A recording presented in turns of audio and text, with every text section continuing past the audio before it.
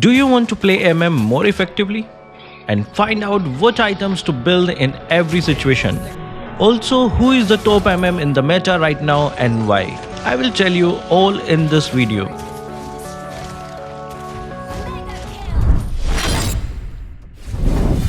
Hi guys, Kazuki here, and in this video we will talk about the top 10 meta MM. How to play them more effectively and their suitable builds in every situation with some basic guidelines.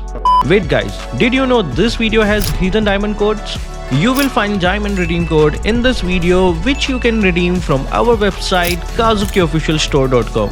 You will get diamonds ranging up to 257 diamonds which will be delivered within 1 hour. So make sure you don't miss any code. Back to the video. First, let me tell you about things you need to know while playing Marksmen.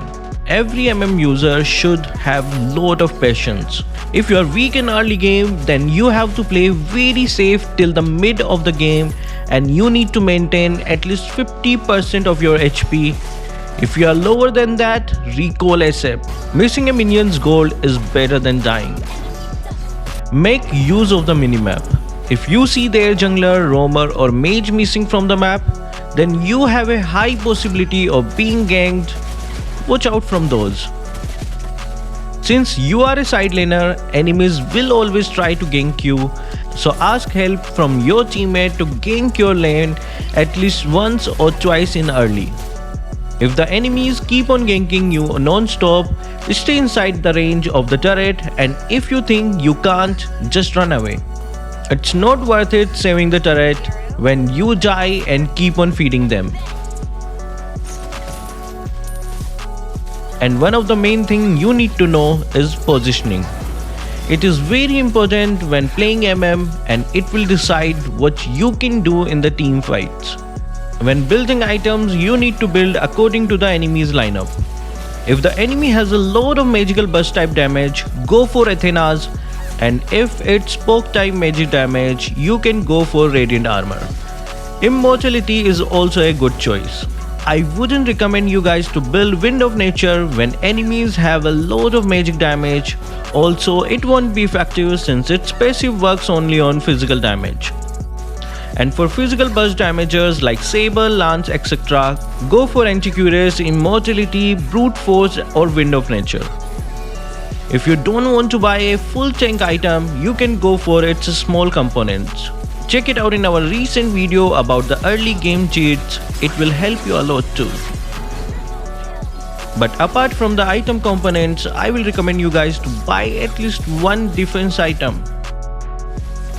When building items, there are some which don't match each other. For example, like when you build Golden Staff, you won't be able to get the extra critical chance from the certain builds like Windtalker, Scarlet Phantom, Berserker Fury, etc. Go for the Demon Hunter Sword if the enemies have high HP heroes, and if they have high physical defense, then go for physical penetration builds like the Blade of Aptases, Hunter Strike and Malefic Roar. Many a time the marksmen we pick also influence the game, that is why we should pick the right MM for the game. So let's talk about the top 10 marksmen in the meta right now. The first hero on the list is Claude. He is weak in early but can deal a lot of damage from mid to late game. He has a lot of mana problems in early, so try building mana boots. It is a good choice instead of recalling all the time. He can also be a good pick when the enemies have a lot of high HP hero. Pick him when you have a good tank in your teammates.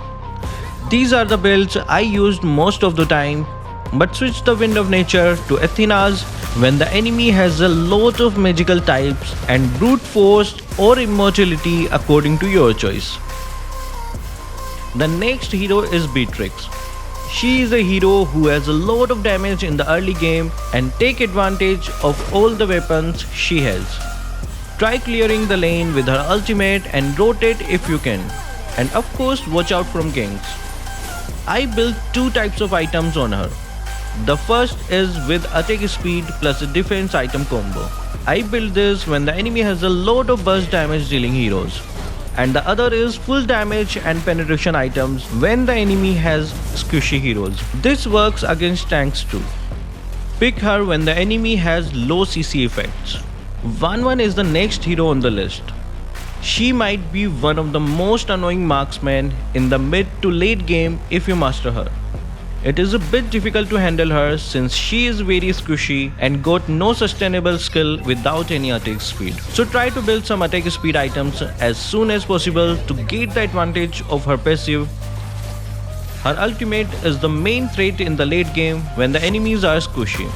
These are the builds I recommend for her. And note, I would recommend you guys not to build boots on her because she can have unlimited dash when using her basic attacks. The next hero will be Clint. He is easy to use, mostly effective from the early to late game in every match and has a good laning ability over other MMs.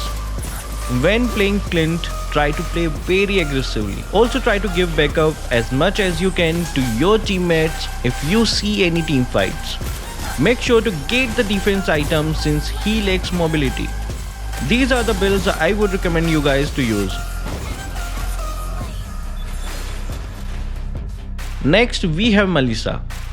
She is very good at zoning her enemies with her second skill. Her ultimate is her best feature. It knocks big enemies in the area, giving her a good survivability chance from the enemy ganks. Take early advantage of her zoning ability using her second skill from the mid to late game. These are the builds I would recommend for her. Pick her when the enemies have more melee heroes. Next we have Bruno. Bruno can poke enemies with his first skill, and this skill gives him extra movement speed that helps him keep his distance and deal a lot of critical damage at the same time. Since his passive also gives him more critical strike, he can take advantage of it. Try to play very aggressively when playing him. These are the builds I would recommend using on him. He is always a good choice when your team have a good tank. Next we have Irithel. She can work while using her basic attacks and also has exploding damage. This damage can also be frequently triggered when using her ultimate. You can even deal damage to multiple enemies nearby. Since she doesn't have mana, she can spam her skills all the time. She is weak against burst damage and CC effects. And one thing to watch out for is when the enemy tank has Vengeance and the item Blade Armor. Try not to use the basic attacks as they might end up killing her. These are the builds I would recommend. Next we have Brody. His basic attack has a long animation but deals a lot of damage. But he has a big range and even gains a movement speed when using it. His laning ability is very good in the early game. He even has CC effect which makes him hard to kill, so take advantage of it as much as you can. Try to push and rotate at the same time. These are the builds I would recommend for him.